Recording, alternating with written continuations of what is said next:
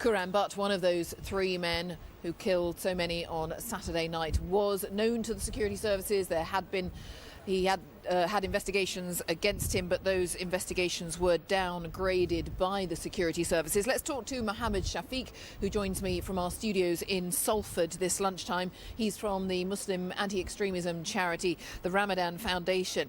Thank you for your time, and I'm interested in relation specifically to Quran Butt. Hello, you think that you ran into him, you saw him. Explain what you know about him.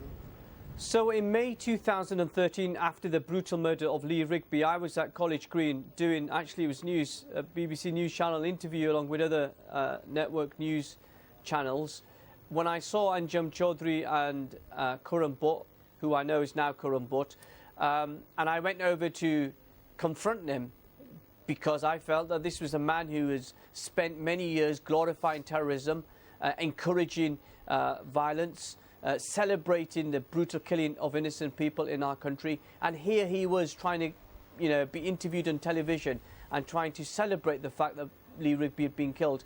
And as I had a debate, if you like, with Anjem Choudhury, Mr. Quran Butt shouted out "Murtad," which is an Arabic term for traitor. It's what ISIS use if they don't like you and then they kill you or behead you, and called me a government stooge.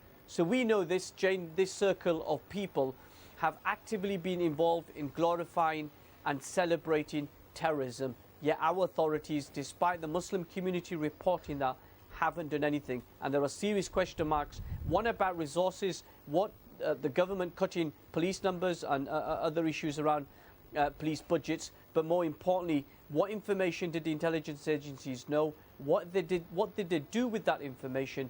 And what lessons can be learned, because we cannot allow what happened on Saturday and what happened in Manchester happen again in our country. I mean, I think what the security services would say is they did monitor him, but there was no sign that he was actually planning an attack. They might have been aware of his attitudes, of his opinions, but there was no concrete evidence that he was planning something. I mean, what do you say to that? Well, the Prime Minister said that she felt Muslims were too tolerant of extremism, and actually said the authorities are too tolerant of extremism. What do these people have to do before our authorities take action? We've had so many terrorist attacks in our country, going back from July the 7th today. It's just not good enough that for the authorities to say they weren't plotting a plan. Well, we know they were plotting a plan because they killed so many people on our streets in London. It's not good enough, Jane. The government are going to take action, the authorities are going to take action, and yes, we in the Muslim community have got to step up as well. It's no longer acceptable for us to say it's not a problem for the Muslim community, it's got nothing to do with us. We've got to confront this cancer, the ideology of violence. We've got to expose them, and we've got to bring them to justice, because unless we do that, then we'll put more further of our citizens at risk from terrorism.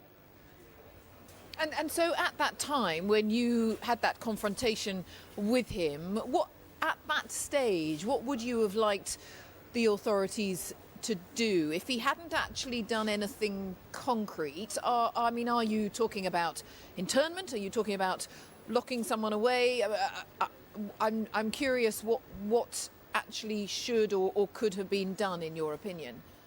We already have a law in this country called glorification of terrorism. I would argue that Anjem Choudhury consistently over them years, and his cronies and followers, have been involved in glorifying terrorism. The law exists already. We don't need new laws. We don't need internment. We just need the law to be applied by the police and the authorities. So if you are glorifying terrorism, if you think what happened on Saturday was somehow something to be celebrated and to be happy about, then you're a sick individual, and the law should take its course. And I make no apology for that. I make no apology for being absolutely consistent against terrorism, because, we as Muslims have to deal with the aftermath as parents and worrying about our children who may have been caught up in terrorist activities, and then we have to deal with the backlash. And I am sorry, I'm not going to apologise for my consistent record against terrorism. Mohammed Shafiq, thank you very much indeed from the Ramadhan Foundation. Thanks for talking to us there from Salford. Thank you.